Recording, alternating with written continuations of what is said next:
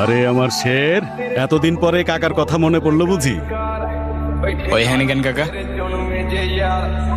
আরে তোরা যে কি শুধু কথায় কথায় গ্যাঞ্জাম করস।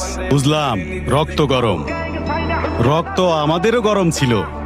এক জায়গায় থাকলে সবাই মিলেমিশাই থাকা লাগে নাকি? এক জায়গায় থাকবো মানে? বুঝলাম না তো কাকা, ওরে হ্যানি কি? এই দেখো কথায় কথায় খেপা যায়।